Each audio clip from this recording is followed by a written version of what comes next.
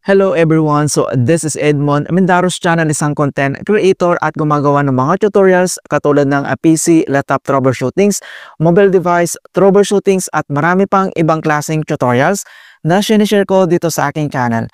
At kung bago ka lang sa aking YouTube channel, so please huwag mong kakalimutan mag-like, share at subscribe. I-click mo na rin yung bell notifications para ma-update ka sa aking mga bagong videos and tutorials. So sa video ito ay pag-uusapan natin at i-guide ko kayo on how to send money from Connect to Card app to RCBC savings account.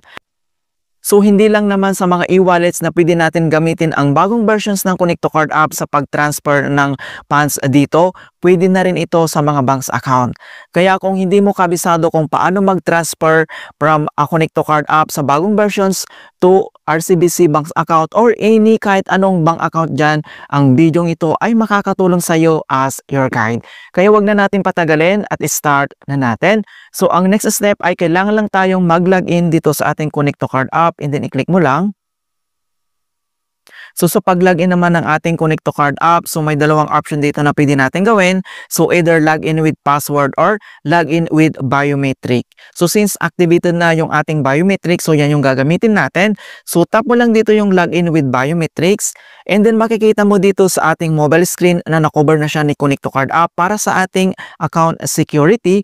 So authentications required, verify identity, scan your fingerprint. Itap mo lang dito sa mobile screen para ma-access natin kaagad. Okay? So, ganun lang po kabilis talaga kung paano natin gamitin yung biometrics, ma-open mo kaagad ang yung account. And then, next step, so once na-open mo na dito yung Connect to Card profile homepage mo, so dito lang sa fund transfer, kailangan mo lang i-click yan. And then, dito na tayo sa fund transfer. So, ang next step ay kailangan mo lang i-select dito yung enter bank transfer na makikita lang dito sa right corner. So, kailangan mo lang i-click yan. And then dito na sa enter bank transfer and then makikita mo dito yung search bank or e-wallet. Pwede mong i-search dito yung RCBC or dito naman sa baba ay pwede kang mag-scroll down dito at pwede mo naman i-locate dito yung RCBC. So makikita mo na dito yung Rizal Commercial Banking Corporations. I-click mo lang. And dito na sa interbank transfer, so next, makikita mo dito yung account, i-click mo lang yung arrow na yan. So kailangan mo lang i-select dito yung Connect to Card savings account mo, ito yung pledge account, ito yung gagamitin natin. So i-click mo lang.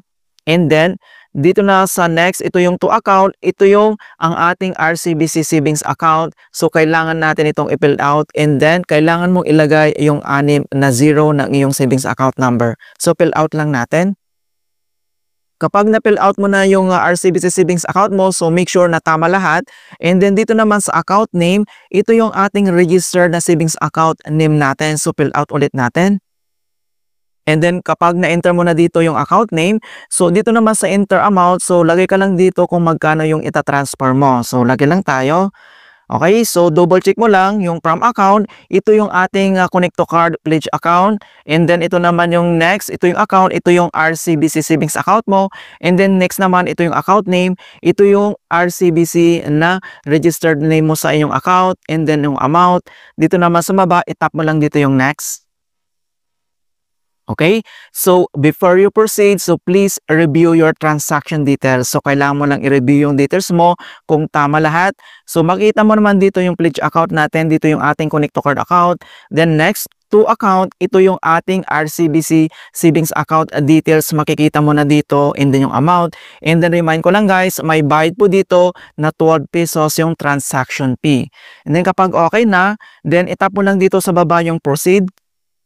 And then, kailangan natin i-enter dito yung 6-digit MPIN code ng ating Connect to Card account. So, enter lang natin. Ayan, so processing na siya and then kailangan natin itong hintayin. Okay, so makikita mo na dito na enter back fund transfer. So, yung status niya is nakapending pa. So, kailangan natin itong hintayin na mag-success. So, nandito lahat yung complete details. Ayan, so back lang tayo. Okay, so dito naman ay kailangan mo lang hintayin talaga dito na ma-complete yung processing po niya. Okay, so makaka-receive ka naman dito ng notification ni RCBC once complete na dito or successful na yung transaction natin. Same naman dito sa ating Connect to Card, makaka-receive ka din dito ng notifications. Alright, so ganun lang po kasimple mga kaibigan kung paano tayo mag-transfer ng money dito or funds galing dito sa bagong versions ng Connect to Card app to RCBC Savings Account. In hope na nakapagbigay ako ng konting kaalaman at guide tungkol sa Connect to Card app tutorials. Thank you guys and see you in my next tutorials.